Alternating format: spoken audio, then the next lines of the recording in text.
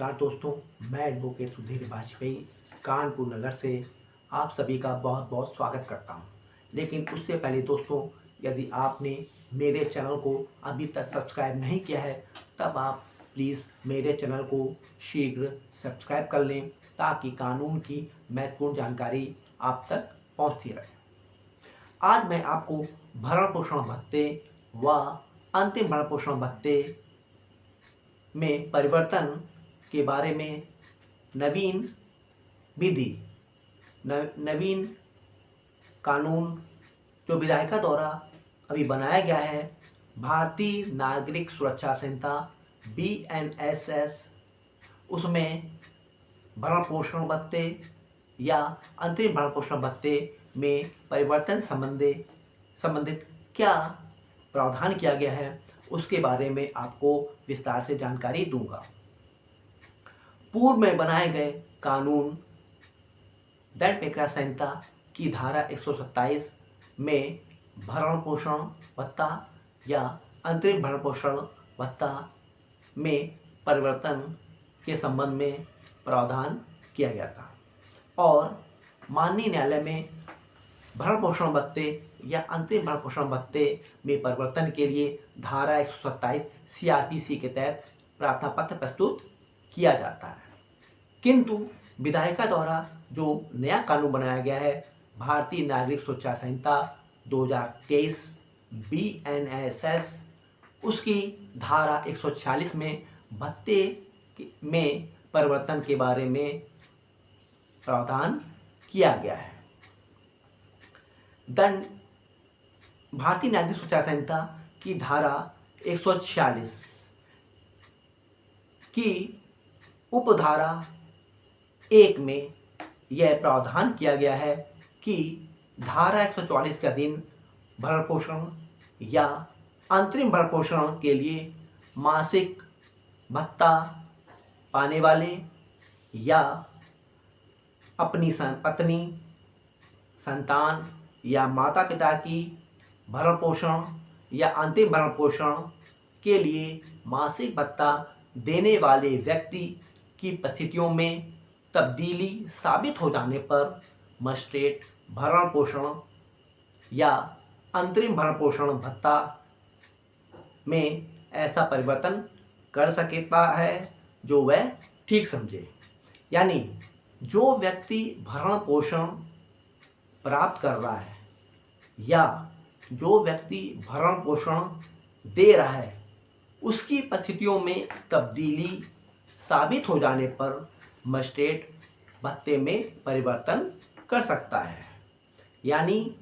धारा 146 की उपधारा 1 में जो व्यक्ति भरण पोषण प्राप्त कर रहा है उसकी परिस्थितियों में किसी प्रकार का परिवर्तन होता है, तब मजिस्ट्रेट यह साबित हो जाने पर उसके भरण पोषण भत्ते में परिवर्तन कर सकता है।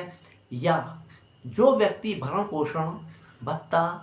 प्रदान कर रहा है उसकी परिस्थितियों में किसी प्रकार की तब्दीली होती है, तब मजिस्ट्रेट उसकी परिस्थितियों में तब्दीली साबित हो जाने पर भरण पोषण या अंतिम भरण पोषण भत्ते को परिवर्तित कर सकती है। धारा 146 की उपधारा 2 में यह प्रावधान किया गया है कि जहां मजिस्ट्रेट को यह प्रतीत होता है कि धारा 144 के अधीन दिया गया भरण पोषण का आदेश किसी सक्षम सिविल न्यायालय के किसी विनिश्चय या आदेश के परिणाम स्वरूप रद्द या परिवर्तित कर दिया गया है, तब वह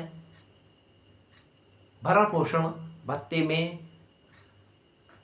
परिवर्तन उस आदेश के तहत करेगा। धारा 146 की उपधारा 3 में यह प्रावधान किया गया है, जहां धारा 144 के अधीन कोई आदेश किसी ऐसी महिला के पक्ष में दिया गया है जिसके पति ने उससे विवाह विच्छेद कर लिया है या जिसने अपने पति से विवाह विच्छेद प्राप्त कर लिया है, वहाँ मजिस्ट्रेट यह समाधान हो जाने पर धारा 146 की उपधारा 3 का के अनुसार उस महिला ने विवाह विच्छेद के पश्चात पुनर्विवाह कर लिया है, तब वह भरण पोषण आदेश को पुनर्विवाह की तारीख से रद्द कर सकता है। यानी उस महिला ने विवाह विच्छेद के पश्चात यदि पुनः विवाह कर लिया है, तब मजिस्ट्रेट उस महिला के पुनर्विवाह की तारीख से उसके भरण पोषण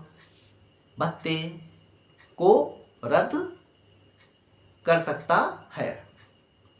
धारा 146 की उपधारा 3 खा के अनुसार उस महिला के पति ने उससे विवाह विच्छेद कर लिया है और उस महिला ने उक्त आदेश के पूर्व या पश्चात वह पूरी धनराशि प्राप्त कर ली है जो पक्षकारों को लागू किसी कस्टमरी या पर्सनल लॉ के अधीन ऐसे विवाह विच्छेद पर दे थी, तो मजिस्ट्रेट ऐसे आदेश को रद्द कर देगा। यानी उस महिला के पति ने उससे विवाह विच्छेद कर लिया है और कस्टमरी या पर्सनल लॉ के तहत उसके पति ने उसको तयशुदा उस धनराशि को अदा कर दिया है, तब मजिस्ट्रेट उस महिला के भरण पोषण भत्ते को रद्द कर सकता है। धारा 146 की उपधारा 3 में यह प्रावधान किया गया है, उस महिला ने अपने पति से विवाह विच्छेद कर लिया है और उसने विवाह विच्छेद के पश्चात भरण पोषण या अंतरिम भरण पोषण भत्ते के अधिकार का परित्याग कर दिया है या सरेंडर कर दिया है, तब मजिस्ट्रेट भरण पोषण या अंतिम भरण पोषण भत्ते के आदेश को रद्द कर सकता है। यानी उस महिला ने अपने भरण पोषण या अंतरिम भरण पोषण के अधिकार का परित्याग किया है, यानी उस अधिकार को उसने सरेंडर कर दिया है, तब मजिस्ट्रेट उसके भरण पोषण या अंतिम भरण पोषण के आदेश को रद्द कर देगा। तो मैंने आपको नवीन कानून भारतीय नागरिक सुरक्षा संहिता 2023 की उन तथ्यों के बारे में बताया है जब मजिस्ट्रेट भरण पोषण या अंतरिम भरण पोषण भत्ते में परिवर्तन कर सकता है या उसे रद्द कर सकता है। धारा 146 भारतीय नागरिक सुरक्षा संहिता में उन सभी तथ्यों के बारे में मैंने आज आपको जानकारी दी है जब मजिस्ट्रेट भरण पोषण भत्ते या अंतिम भरण पोषण भत्ते में परिवर्तन कर सकता है, उसको घटा सकता है या बढ़ा सकता है या रद्द कर सकता है। तो दोस्तों, मैं आशा करता हूँ कि यह जानकारी आपको पसंद आई होगी। आप मेरे इस वीडियो को अधिक से अधिक लाइक करिए। यदि आपने मेरे चैनल को अभी तक सब्सक्राइब नहीं किया है, तब आप शीघ्र मेरे चैनल को